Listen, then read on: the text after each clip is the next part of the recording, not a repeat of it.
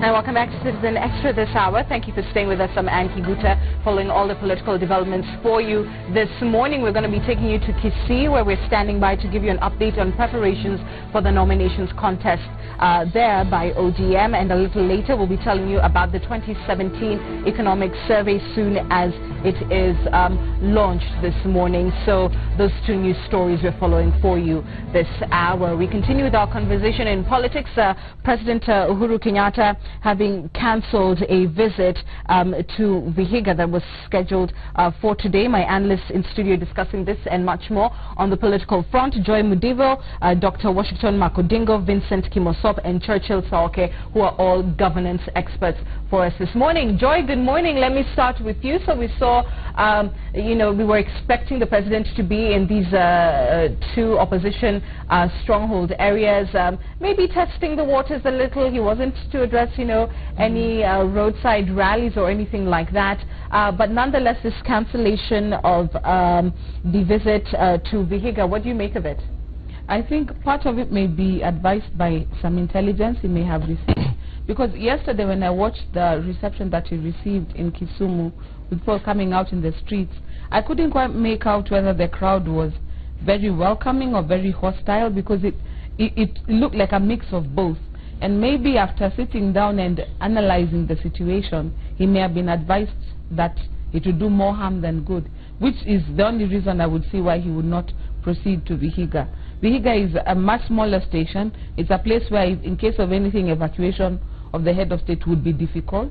So I think in my reading, it was informed more of intelligence and security concerns rather than, because there's hardly any political mileage to claim to gain from any such visit. So weighing what to gain versus what to lose, his advisors may have told him, look, this is not worth it.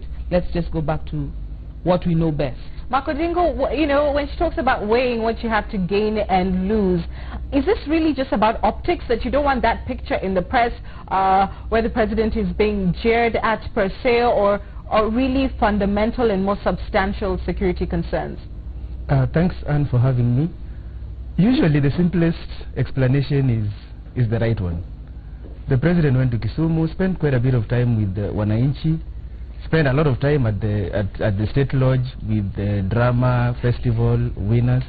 By the time it was done, there wasn't just time. I mean, Vihiga is not the most radical of opposition zones in this country, so I don't think there were fears of him being jeered. I mean, if he was welcome in Kisumu, and there is every indication that he was welcome in Kisumu, they always do welcome him wherever he goes.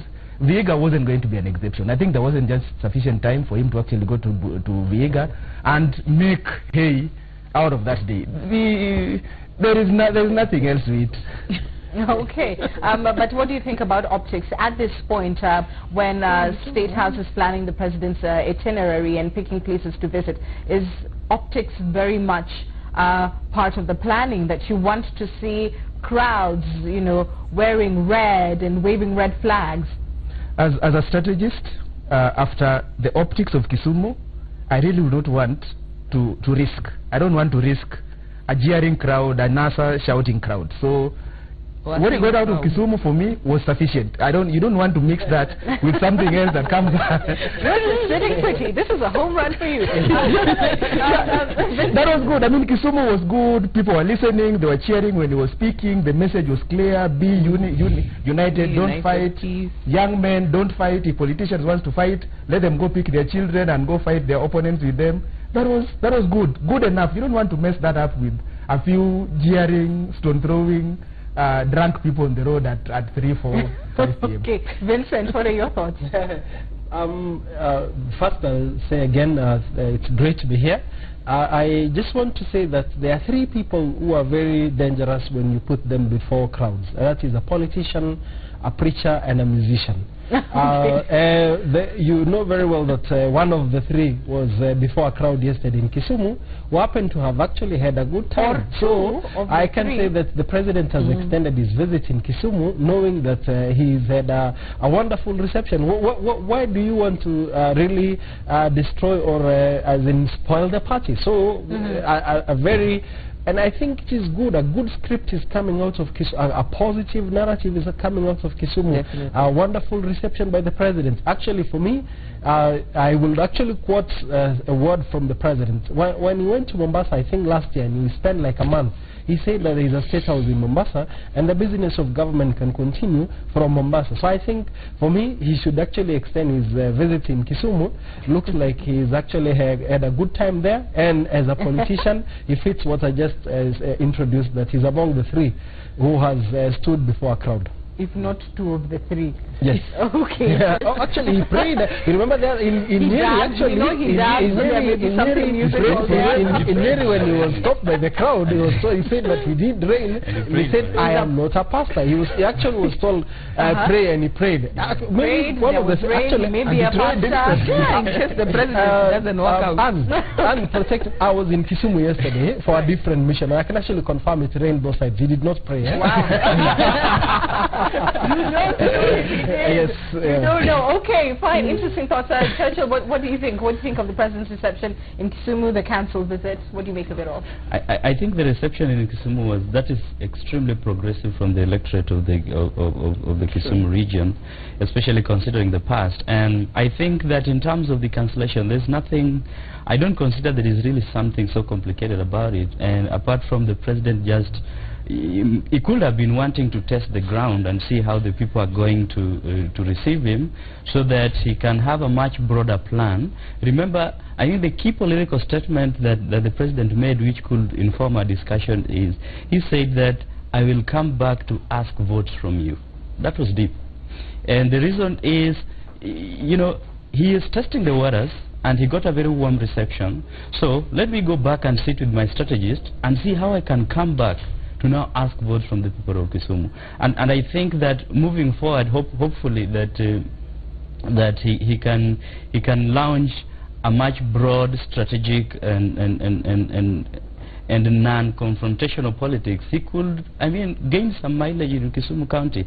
And you know, there's previously, before his visit, I think he had sent a team of people who had actually done a reconnaissance to get some of the key areas where his campaign strategy can be embedded on, especially on areas of youth, and I think a couple of other things.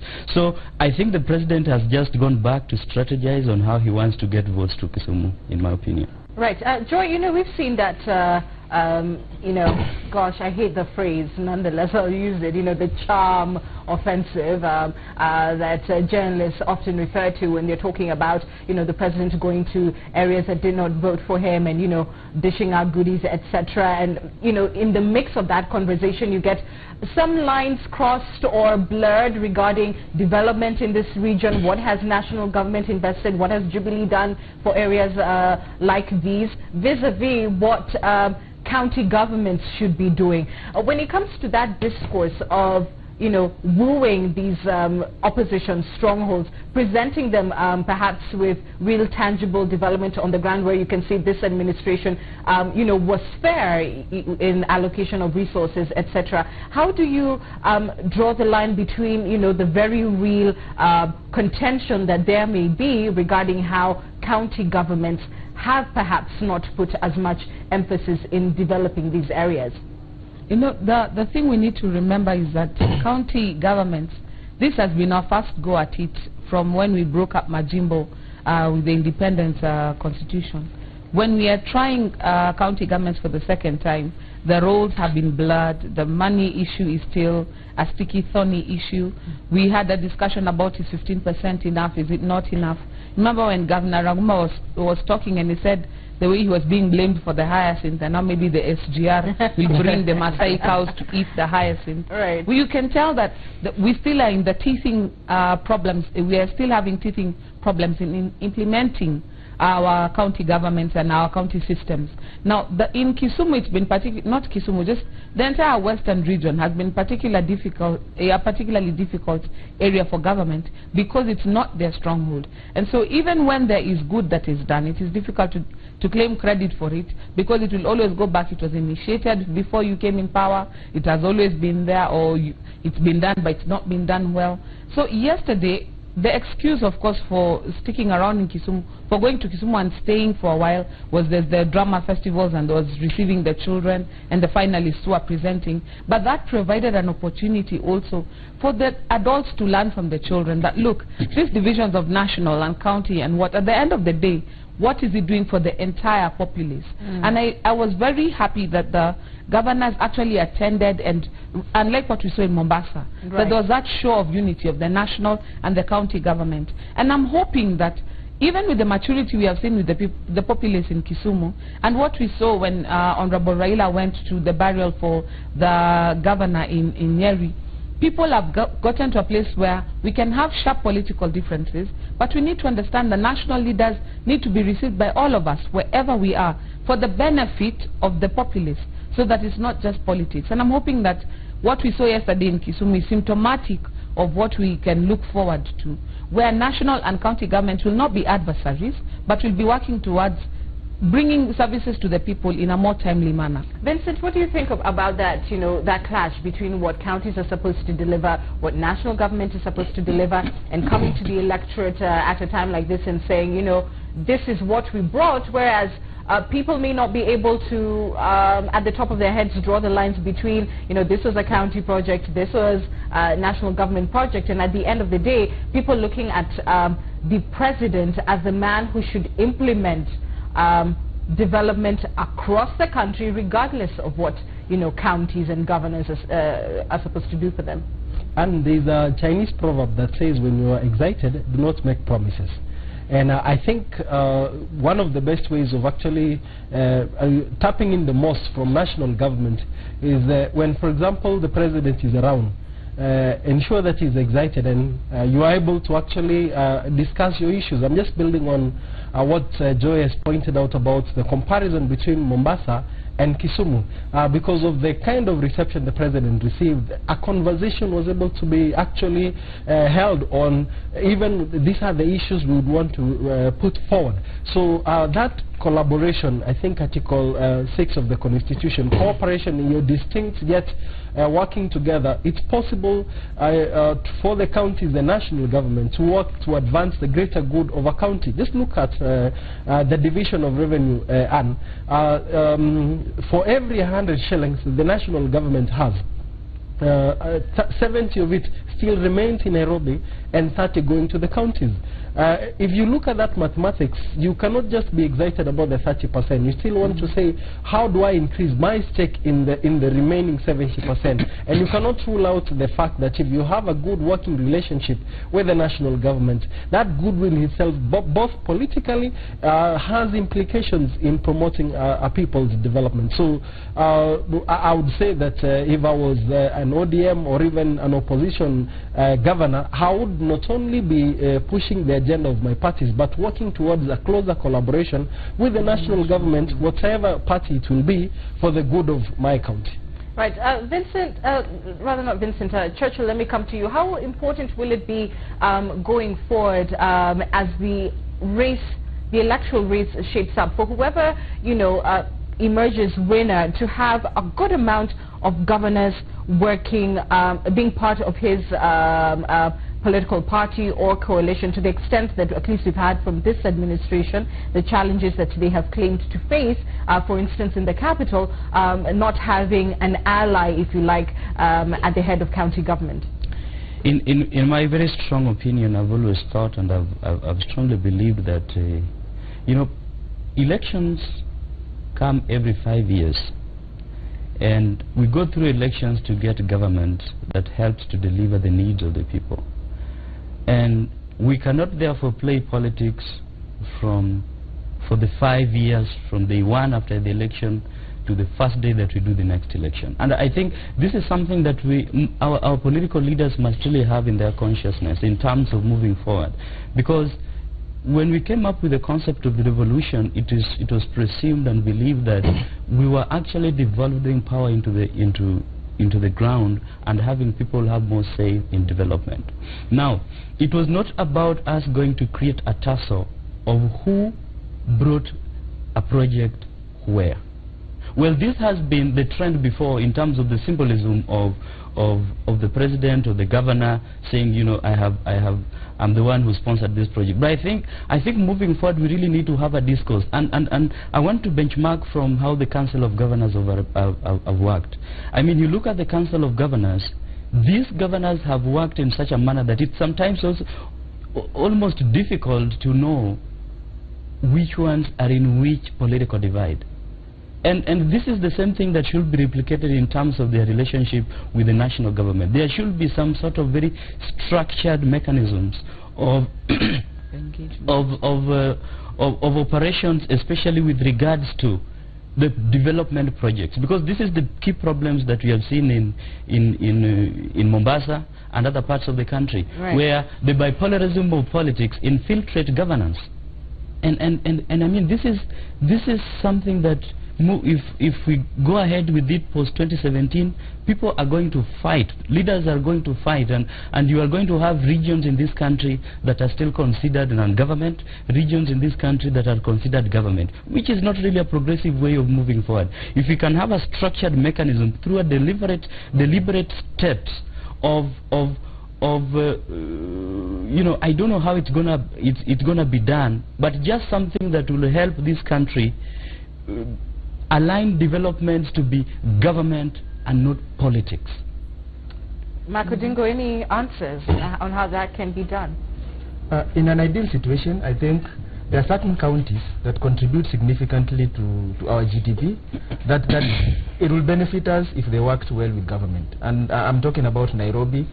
Nairobi is reportedly contributing nearly 60% of GDP, which is another question, another debate we probably need to have about the devolved funds they get. And so is Mombasa through tourism, Uasin Gishu, Trans Nzoia, and the central Kenya counties through agriculture. Between the three of them, we nearly are talking about 90% of our GDP. In an ideal situation, the administration of the day should be able to work very well, work in the way the Constitution envisaged it. As much as they are distinct, but they must also be interdependent. So that then the national government works with the county of Nairobi to develop Nairobi and ensure that we increase the national pie. You work well with the county of Mombasa and Kwale and Kilifi to ensure that there is a conducive environment for tourism, and you work with the agricultural counties to ensure that we are food sufficient. In an ideal situation, that should happen. Now, I like the way the Council of Governors is working. I mean, CORD, up to now, CORD has a majority in the Council of Governors, and yet they deliberately agreed that the chairman of the Council of Governors would be a Jubilee governor to ensure that they build a better working relationship with the national government. Now, the wars do not help. I wish that Mombasa had a better relationship with the president and national government. They don't. I think it probably started way early with Marwan, the differences they had with the governor. But I hope that as we move towards forward to the next 5 years of administration, this will change. It is unlikely to change because the governor is likely to remain the same. But I'm hoping that we will learn to work together for the sake of the people, because all this money, whether it's 30% or 70%, all of it comes from us. It is our money that is supposed to work for us. So we hope that the leaders, the people we put in positions of leadership, will know this, will understand this, and understand that none of this money is distinct. It is our money that should work for our benefit. All right, we want to just take a pause on that and return by discussing the Jubilee nominations very shortly. We want to cross over to the 2017 economic survey, which is expected to be launched today. You'll remember about a week ago the World Bank launching its own version of the same, and basically downgrading Kenya's growth to, I think, 5.5%. It was, you know, owing to various factors, be it the drought and of course the political environment as we inch closer to the general election. So we're expecting the Kenya National Bureau of Statistics today to be giving their own estimation regarding Kenya's economic growth through the 2017 economic survey, and very shortly we'll be able to get that to you. Our reporter Patrick Igunza will be joining us on the same. But let's switch gears now to the Jubilee nominations, which are expected to kick off Friday. Joy, let me begin with you. They're doing this nationwide, a one-day feat, which one can only imagine will be all sorts of things. What are your own expectations of the exercise, and do you think this was wisdom on the part of Jubilee in terms of, you know, just getting down to it and doing it all in one day, vis-a-vis what we've seen with ODM, who have sort of staggered this process, but nonetheless it's been rather chaotic? I think the approach by ODM has worked very well for them, because in staggering it, you have a chance to learn from previous mistakes and to correct and adjust and try for measure, try for fit, so that moving forward you have a more efficient process. And it has also given time and hope to the people who are participating in nominations. For example, what we saw in Busia, that when there's a mistake, we are still within nomination period, there is a chance to repeat it or to amend it, so that it has sort of helped to reduce the political temperatures among the ODM supporters. Now Jubilee is looking at almost twice the number of aspirants as ODM has been handling. Well, it's over 6,000 if I'm correct. And all these people are looking at 8,000, I think. Yes. And you're looking at this situation where they want to, all of them, have this thing done on the same day. In my mind, it just spells disaster. If you look at what has been happening in the run-up to this, people disappearing, gunshots here and there, skirmishes, ambushes in political meetings, it already shows that the stakes, it's a very high-stakes situation. And when you have a high-stakes situation, then people are getting to a place where they're very antsy and they're very irritable. Now, if we're doing this on the same day, what we saw yesterday, for example, with Professor Sabili protesting about how the returning officers, for example, have been selected, I can foresee a situation where it's going to be very, very tense. However, we have had very strong words from the Secretariat. We've had Honorable Tuju time and time again saying how there will be zero tolerance for violence, there will be zero tolerance for manipulations. So my hope is that their systems are stronger and they are better placed than what we have seen with ODM.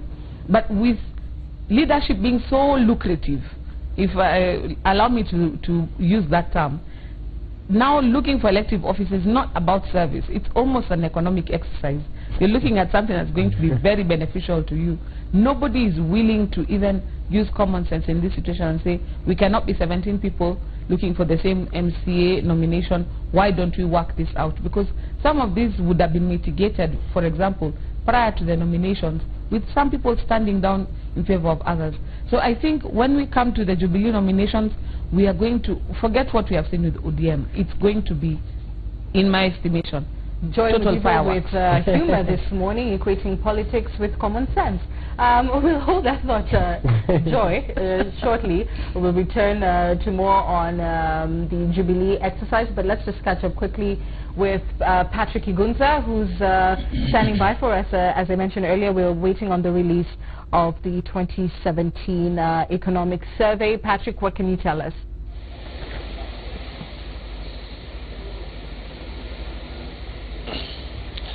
Thank you very much indeed, Anki Guta. We are coming to you live from the Kenyatta International Convention Center. It is a bright day here where we are, but most importantly is the fact that, as you rightly put it, the government is expected to, in not so long a time, launch this year's economic survey. This is basically a publication by the Kenya National Bureau of Statistics that presents socioeconomic highlights as far as the country's economy goes. It is dubbed Kenya Economic Survey 2017, and it will be shining the spotlight on how the general economy performed, not this year but rather last year. If indeed the economy did expand, they will let us know by how much it did expand and what contributed to that expansion, in other words, economic growth.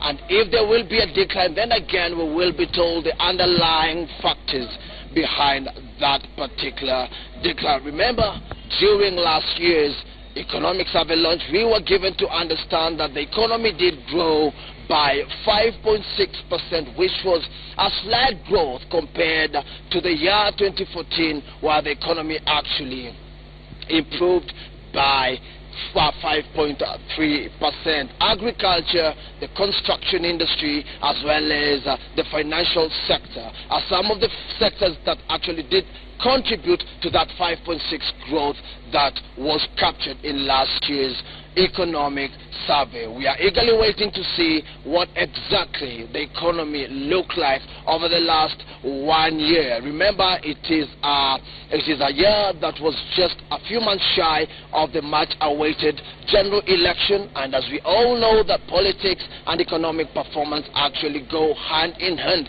So we'll get to understand whether investors actually were brave enough and went ahead and invested in this country, or if indeed they had to embrace what some analysts call wait-and-see approaches towards investment.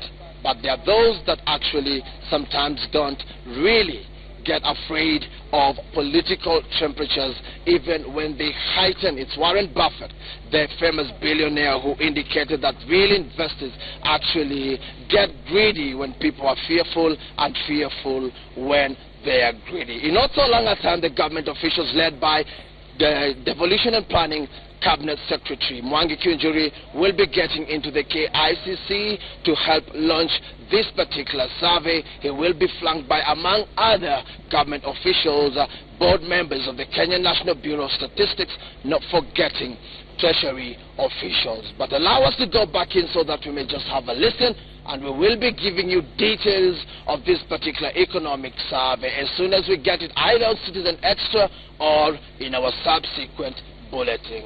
Back to you, Anne. Thank you for that.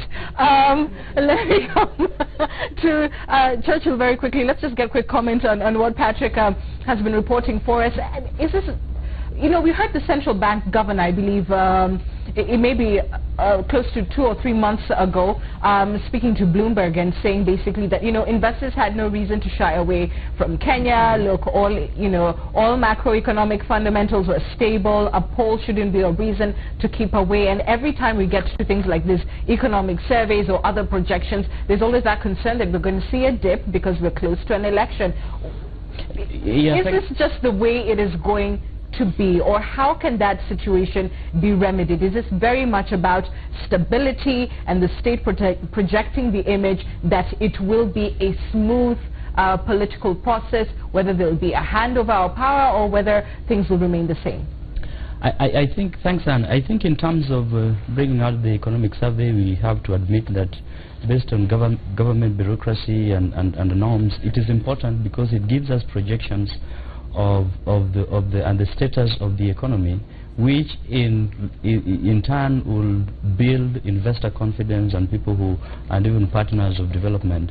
But being a political season, we might not necessarily say per se that the publication of this survey will be able to build investor confidence, because investor confidence is built by a host of so many other things that determine stability of a country, and this is dependent on the politics and especially how it is played and how the investors themselves and the development partners will see the possibility of peaceful transition of power after the election.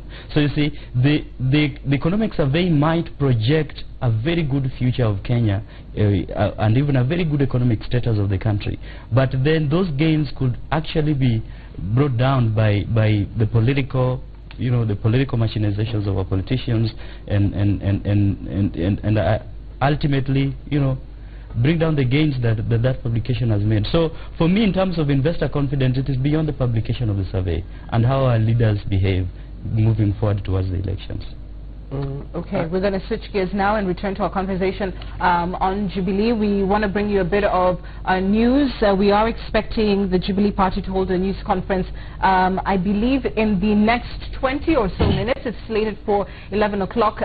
Reports we are getting from sources inside Jubilee is that there will be a significant announcement regarding how the nominations exercise will be carried out. As you know, it was expected to be a one-day exercise run across the country on Friday. certainly a Herculean task for any party to achieve, but now we are getting word that there may be changes as to how Jubilee intends to carry out this nomination exercise, some even going as far as to intimate that the party is considering staggering these polls throughout the weekend. But we'll wait for definitive word from the Jubilee party that is expected to address a presser in the next 20 minutes, and we'll be going live with that information for you. So, of course, as soon as we know, you'll be knowing the same. But let me come to you, Makodingo, to the extent that you are cozy, if you like, with Jubilee. What were the... From where you sit, what were the intentions in running this exercise in one day, and is it simply proving to be something that is not feasible? SG Tuju explained this yesterday when he had a press conference. The rationale was that we wanted to have this on the same day so that there are no problems of people duplicating ballot papers, people making their own ballot books, so that everyone gets an equal opportunity on day one to actually be able to have these nominations done. But more importantly, the Jubilee electoral system is very different from what the other parties have. The Jubilee Constitution provides for county election boards, so that the nomination is not carried out by a national body that is supervising everyone else. So you realized a couple of weeks ago, I think 3-4 weeks ago, right, in every county there was an electoral process to choose the county elections board with a chairman, with a complete system that was responsible for nomination at that level. And there was quite significant battle, significant back and forth. We saw things happening in Murang'a. We saw the Nairobi one getting botched at Bomas, because people realized that that county elections board would make significant decisions on who gets nominated at the end of the day. So the fact that it is decentralized makes it a lot easier to actually conduct. But also, the Jubilee Secretariat has quite the experience. I mean, the executive director is a former IEC commissioner, former executive director of TNA, Winnie Guchu. She has sufficient experience to conduct these nominations. Logistically, I think it's going to be a nightmare. The people on social media will say Friday will be lit. I think that Friday will be lit. Friday will be lit. Yeah. Oh, okay. Wow. Yeah. Lit, right? Yeah, lit. It will be fire. It will be fire. It will be on fire. I think there are some considerations that might have to be made. Friday, for example, is a worship day for Muslims, and it may be fairly difficult to hold nominations in predominantly Muslim areas, so that might be necessary. Then, of course, we all know there's quite a lot of significant rainfall across the country that might make it logistically difficult to be able to take those ballot papers and ballot boxes to every station in the country. We've seen the problems bedeviling ODM, that despite them staggering the nominations, every single day there are unique problems that are coming out of those nominations that have not been dealt with. On day one, people are using exercise books. Yesterday, someone ran away with ballot boxes in Kitengela, I think. Right. Up to now, aspirants' names are missing on the list. So I think for Jubilee, it was important to take it as late in the day as possible so that there will be sufficient time to actually correct those mistakes and not be able to repeat the same problems that we're having in ODM. Vincent, fallout is the big concern for all these parties going into this nominations exercise, and whether it's the scenes that we've witnessed with ODM, where certain races which are held as early as Thursday, it's just not clear what is going on in these areas. And with Jubilee coming into the picture beginning Friday, what are the considerations you think party leaders are making in terms of ensuring these polls appear as free and fair as possible, so as not to result in a split of the party?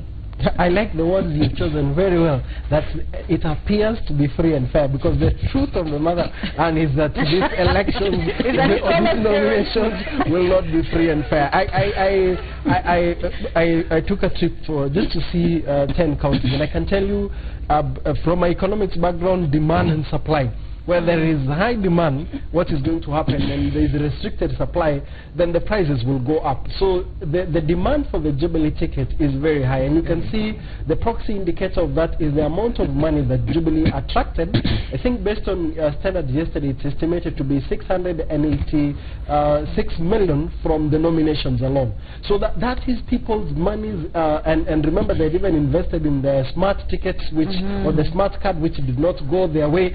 So I can tell you, you do not need to be a skyrocket scientist to tell that Friday for Jubilee is going to be a chaotic day. Now they have the following to their advantage.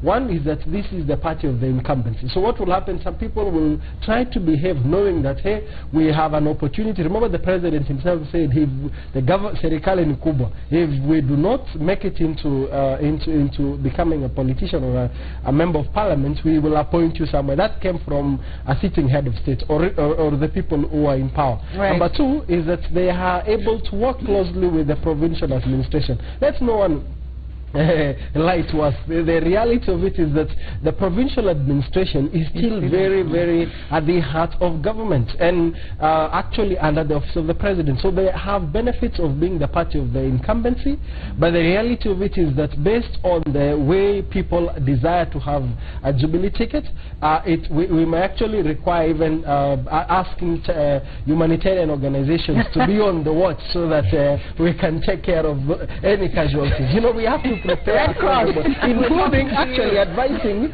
journalists, members of the media who will be covering this, because in the past people have been focusing on violence meted against opposition and the rest. I think, and I have a fiduciary responsibility for that matter to advise members even of the fourth estate that they should actually be vigilant even as they monitor these nominations.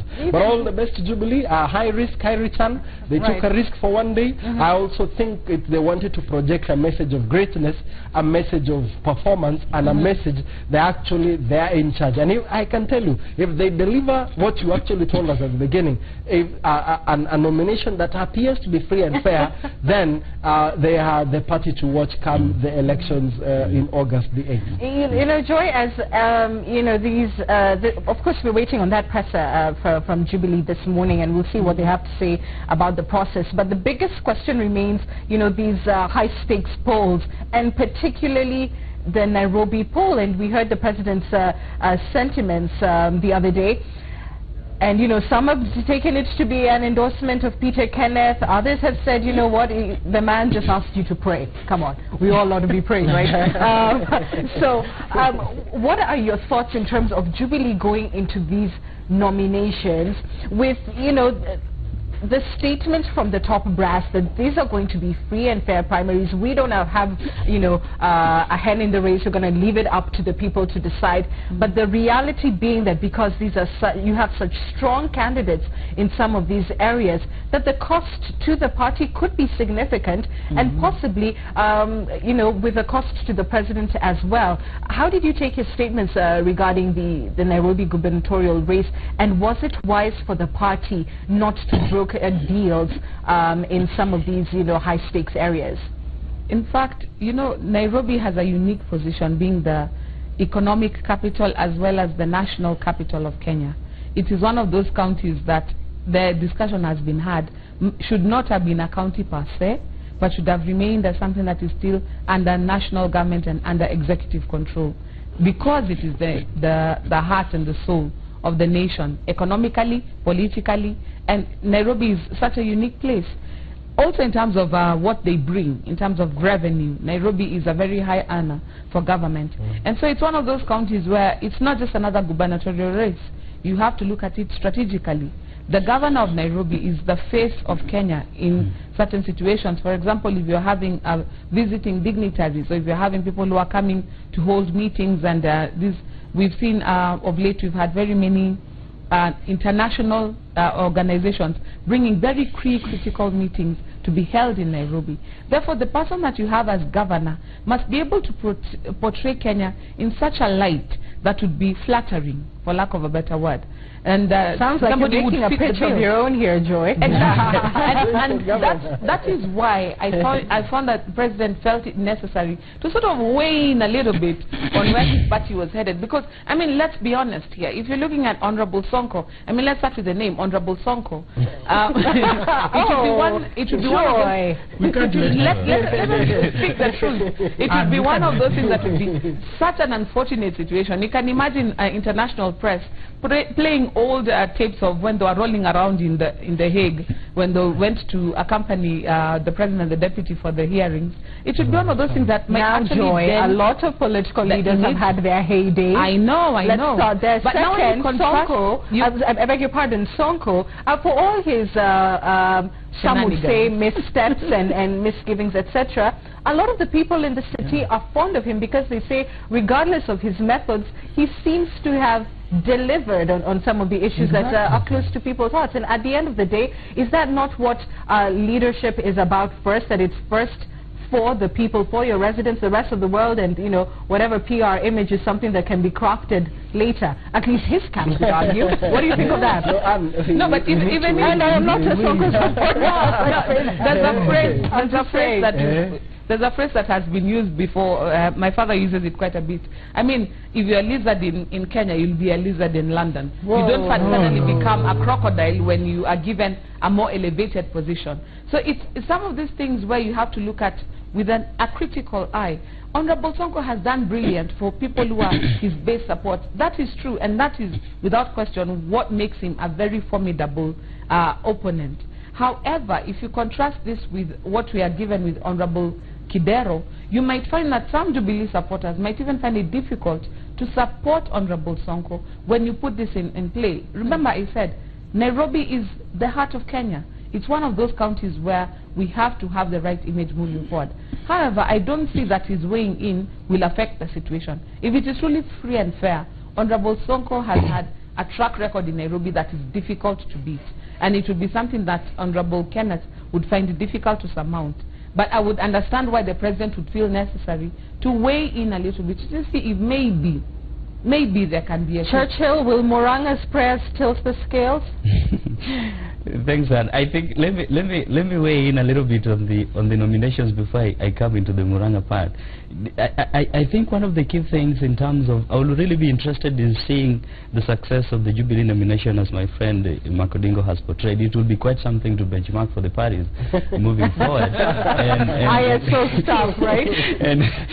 But then also they must also be careful, because there are information going out there that is a perceived list that is favored. So those are issues that, in as much as they're fast tracking within a 1 day of nominations, they might also need to look on how to counter such perceptions.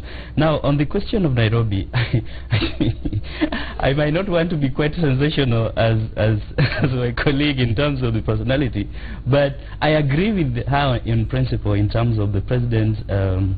The president could have been looking at the stature, the governor of Nairobi, in terms of the stature of the person and his capacity to represent the nation in receiving dignitaries, and even in a couple of huge multilateral conferences that have been held and will be held in this country. But I think in terms of which may have influenced the president to sort of support or perceive to support Peter Kenneth.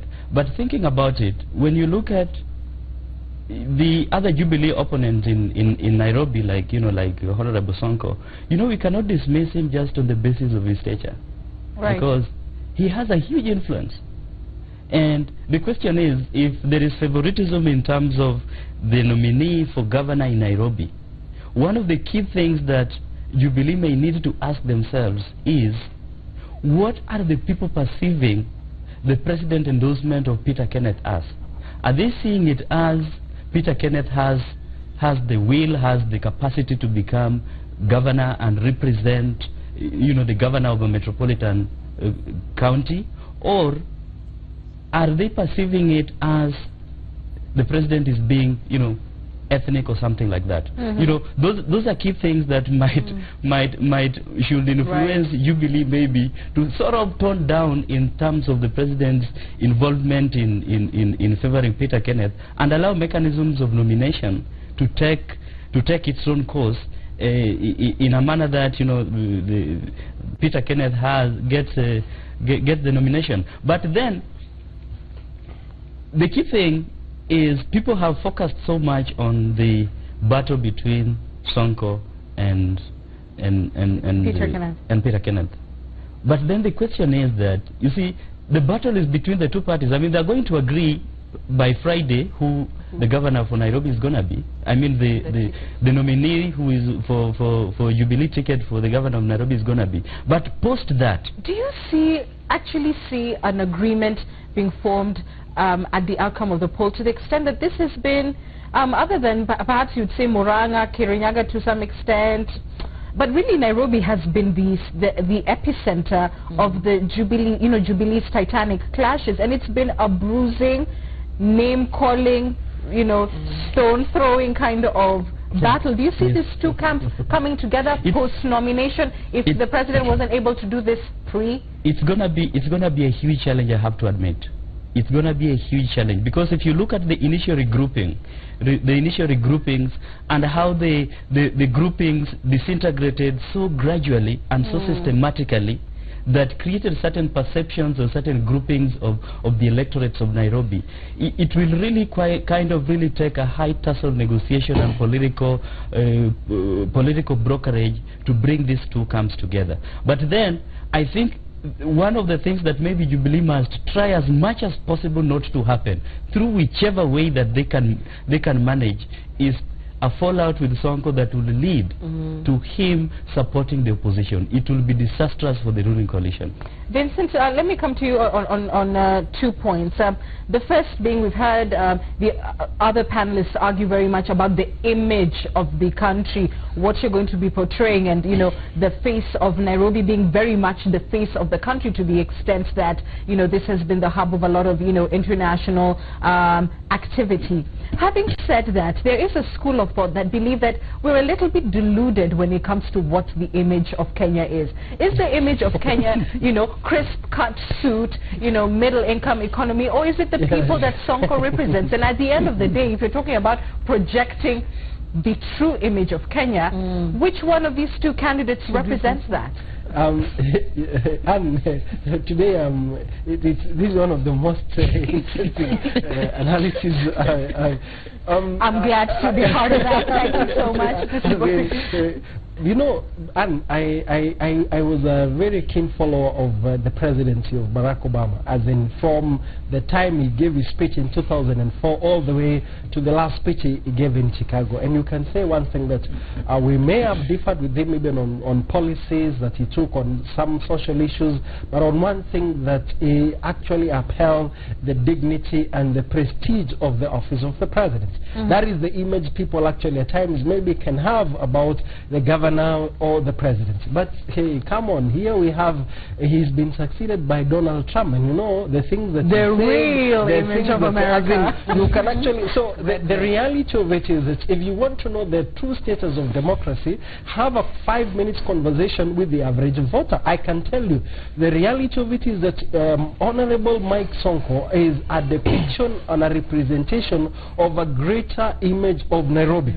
This one of a well cut out suit and every, then projecting cleanness, order, that is for the middle class, and who actually are less than 30% of the city. It only happens that they read newspapers, they are on social media, and they're in platforms that they can articulate this. But I can tell you, in the last election, the person who got the highest number of votes was Uhuru Kenyatta, followed by Raila Odinga. The third one was one Honorable Mike Sonko Mbuvi. So you cannot underrate the constituency that he represents. Now, the conversation that we are having, or the spirit of what Joe is saying, is that in the mirror of Chapter 6 of the Constitution, that a leader should represent in a way that it brings honor and dignity to the office.